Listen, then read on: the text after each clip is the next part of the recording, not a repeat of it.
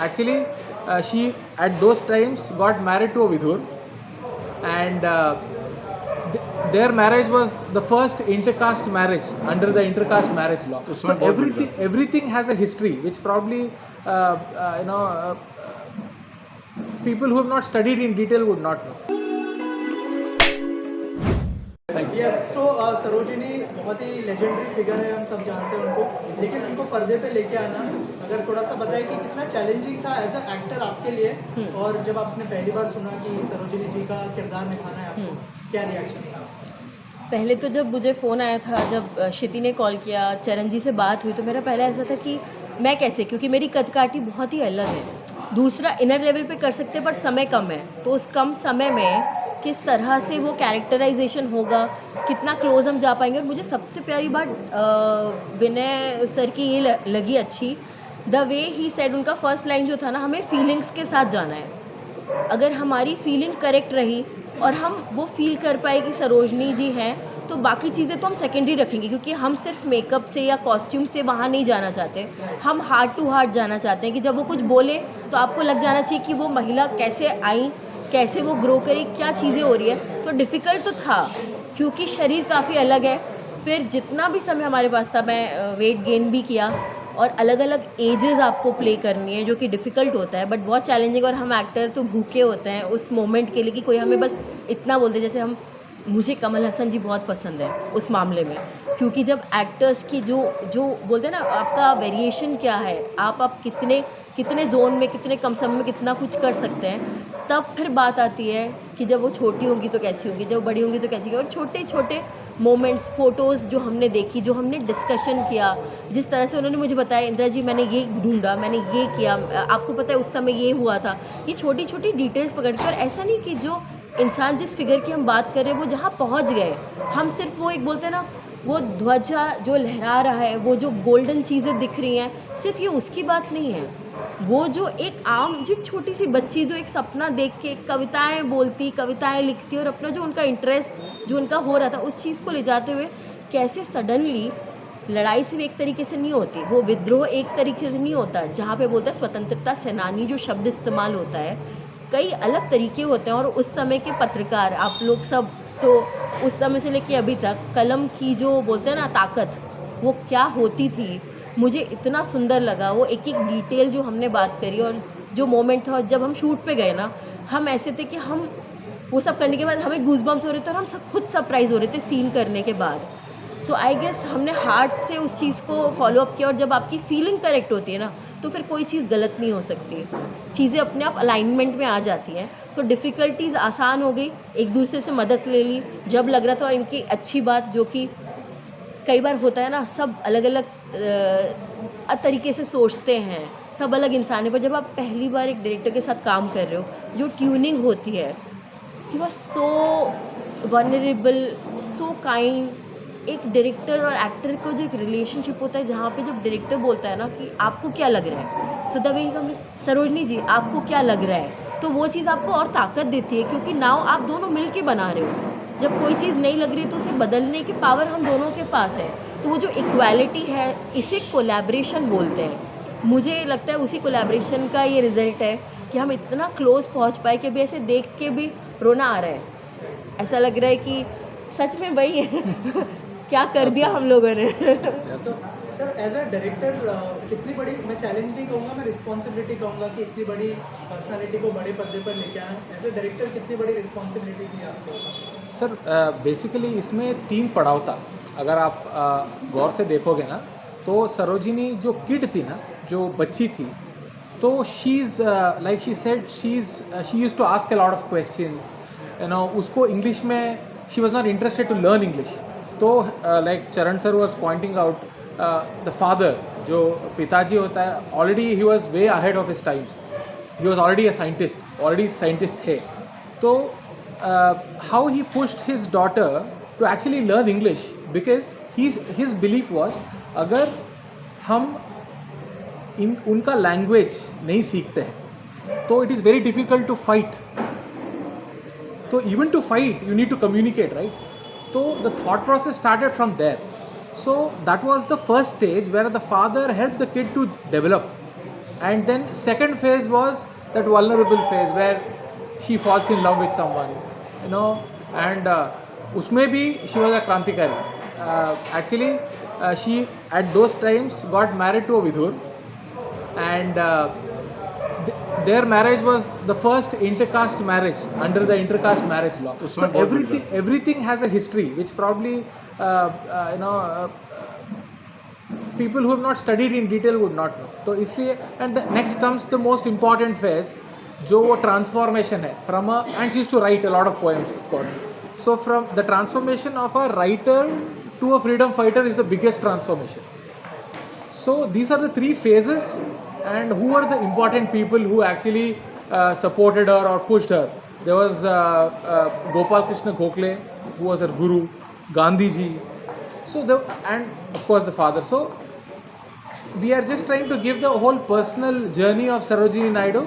Then we talk about the politics and other things. First we are trying to define the character. Correct. And सबसे खूबसूरत बात, जब हम तस्वीरें देख रहे थे, जो तस्वीरें हमारे पास अवेलेबल है, आप जाके जब चेक करेंगे डिटेल में किताबों में मिलेगी, आपको लगता है आप देखते हो कि कहीं पे एक पूरा का पूरा जत्था बैठा हुआ है, गांधी जी बैठे हुए हैं, पर आपको सडनली लगता है कि महिला कौन है। correct. सो वो खड़े होकर जिस एटीट्यूड में वो खड़ी हैं, जहाँ वो अपनी स्पीच दे रही हैं, कुछ बोल रही हैं, इतने मर्दों में वो एक महिला क्या एनर्जी लेके, और आप सोचो कि बाकी महिलाएं क्या सोचती होंगी उनको देख के, और एक व्यक्ति कैसे अपने घर से बाहर आके अपने सपनों को पूरा करने की बात सोचता होगा, अपने हक की बात सोचता होगा। वो सबसे खूबसूरत, क्योंकि ये कहीं किताब में फिर नहीं मिलेगी बात। Correct. And to add to her, if you look at the Salt March where Gandhi ji was arrested, okay, so usme it was very whenever see for us Gandhi was one of the best films ever made about freedom fighters and other things, because the great Ben Kingsley played it, you know, in the best of ways. But if you see the whole salt satyagraha jo hota hai, Sarojini was there, but she was nothing concentrated on her, you know. She was actually leading the whole pack because Gandhi ji was in jail, but no one concentrated on her. So that unnoticed part of it is there in this Yes. film, where you know that particular historic moment went unnoticed, and only Gandhi ji was noticed. But Gandhi ji actually gave her that big responsibility and he walked away. So how did Sarojini Naidu go ahead and and वो जो शब्द होता है ना, दूत होना, वो जो कबूतर होता है ना, जो एक्चुअली तो एक फिगर होती है जिसके इर्द गिर्द सब हो रहा है, बट उस फिगर को सब सपोर्ट करते हैं, और ये किसी एक इंसान की बात ही नहीं है, ये तो उन करोड़ों लोगों की बात है जो अपनी जान दांव पे लगा के परिवार छोड़ के सिर्फ देश के लिए खड़े थे। वहाँ पे आना, और एक जो उन्होंने बोला ना, उनकी जो कविताएं, एक कलाकार सोसाइटी में कैसे बदल जाता है। कलाकार क्या लिखेगा? नेचर पे लिखेगा, इधर लिखेगा, दुख लिखेगा, खुशी लिखेगा, गम लिखेगा, जो आप देख रहे हो वही लिखोगे, बट आपको वो आदमी ही प्रेरित करके आगे से बढ़ के बोले कि सुनो देश दुनिया में ये चल रहा है, इसके ऊपर कुछ लिखो। वो प्रेरणा कहाँ से आ रही है? क्यों आपकी कविताएं कोमल फूल से बदल के तलवार हो रही है? क्यों आपकी कविताओं में आ रहा है कि ये गलत है, ये सही है? जब आप वी शांताराम जी की फिल्म देखते थे, उसमें आप क्या बोलते थे? एक ऐसी वॉइस को कोने में बिठाते थे जो पहले बोलता था दे दे कुछ दे दे, और फिर गाना गाता था, पर गाना गाते हुए वो सारी तकलीफ़ें बोल देता था, पर वो आम इंसान था। तो वो आम इंसान की फिगर को ये बताना कि कमज़ोर से लेके ताकतवर तक होना, और वो एकजुट होके होगा, अकेले तो होगा ही नहीं, क्योंकि आपकी आवाज़ ही नहीं पहुँचेगी। सो ये सारी चीज़ें मुझे लगता है बात करने को बहुत है, बट हम लोग तो रुकेंगे नहीं। आपने ट्रेलर देखा ना, तो उसमें there is a dialogue, then Sarojini ji why are you getting into all this, आप तो कवित्री है, क्रांतिकारी तो है नहीं। So the whole transformation is actually starting from there, you know, what inspires her. So it's a very interesting journey what Sarojini Naidu did. Viren ji, we have seen that, I mean, आपकी बातचीत से लग रहा है कि how deep you guys went into the Yes. politics. But getting Indira ji on board, you know, I mean, the kind of cinema that she is doing, what her vision is, of course, every actor has a vision, right? तो इनको board पे लाना difficult था कि मतलब she just said yes for the first time? See, first thing I have to thank my producers. They did all the initial talk with her, so I was not involved with that. I don't involve myself. First talk is the creative Creative. मतलब मैं personally, मेरा ये होता है creatively मैं पढ़ूंगी, मैं समझूंगी, मेरे doubt Correct. Clear करूंगी, और अगर मैं उसमें देख पा रही हूँ, सुनते हुए भी देख पा रही हूँ क्या हो रहा है ना, मैं वही बोल रही हूँ, हम दोनों का शरीर बहुत अलग है। Correct. हम कितनी चीज़ें एक्स्ट्रा करेंगे, हम कितना टेक्नोलॉजी लाएंगे, हम कितना भी I'll just answer this question. Yes. So the first time I met her creatively, you know, because my producers did all the heavy lifting where, you know, they asked who they gave me an option to choose. Then they said, okay, this, and then I said, can I meet her first creatively? And the first time I met her creatively, I said there cannot be anyone better than her to do this, because she first of all वो NSD से आते हैं, तो उनका सोच जो है एक कैरेक्टर को जैसे अप्रोच करते हैं ना, तो I think it's very different from a lot of other actors I have met. And secondly I actually narrated the script to her without seeing the laptop. That's what she was just saying, because it was already right here. So she said okay. So she also got as involved as I was, because आप जब अभी आपसे बात कर रहा हूँ, I am making eye contact with you, so that makes a lot of difference. अगर मैं इधर से पढ़ रहा हूँ, so that will make a lot of difference. So I think that is where we understood that we are already there. So from there and we never look back.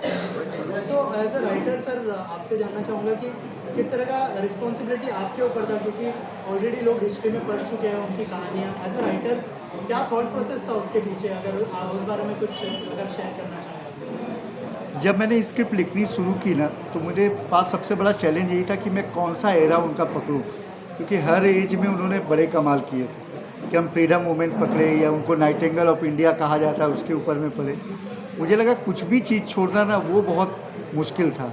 तो मैंने सबको थोड़ा थोड़ा समेटने की कोशिश की. और एक सबको लोगों को लगता होगा कि गांधी जी ने इनको नाइटिंगेल इंडिया कहा था, लेकिन इनको स्वर कोकिला लोगों ने बनाया. जब ये फ्रीडम मूवमेंट में निकलती थी सरोजनी जी, तो हमेशा अपनी कविता कहती थी, और उनकी कविताओं से लोग इस आंदोलन में जुड़ते चले गए.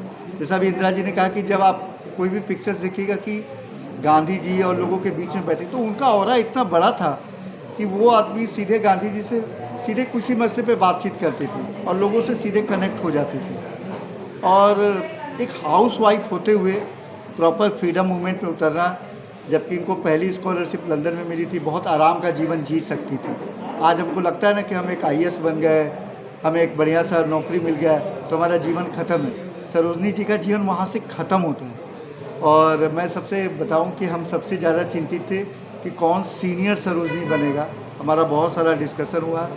तो जब इंदिरा जी का इंस्टाग्राम ID मैंने देखा था आपका सबसे पहले, तो पहली बार ऐसा लगा कि वो डिस्कशन वहाँ ख़त्म हो गया कि अभी बस इसके आगे हम सर्च नहीं करते हैं. और फिर मैंने उनके काम वगैरह देखे, और आज प्रोमो देख करके तो लगा कि भाई, मैंने कभी पहले भी कहा कि इन्होंने 20 गुना ज़्यादा निभाया है उसको. विनय जी, नाम इंदिरा है लेकिन फिल्म सरोजनी पे बेस्ड है.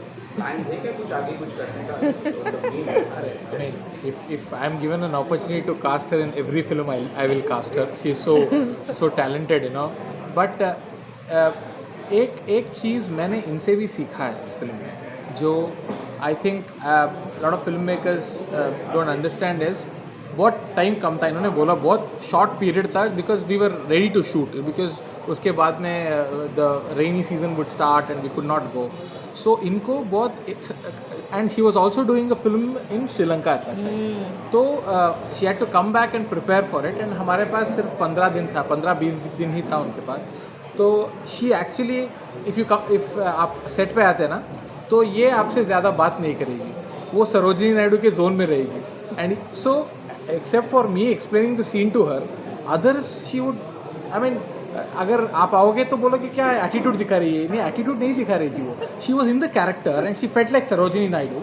And probably you know someone from outside अगर कोई आया तो वो सोचेंगे अरे यार ये बात ही नहीं कर रही है हमसे, इतनी बड़ी हो गई क्या. But actually she was not there. पर ये तो बोलते ना, ये आए ना कमरे में तो इन्होंने ये देखा.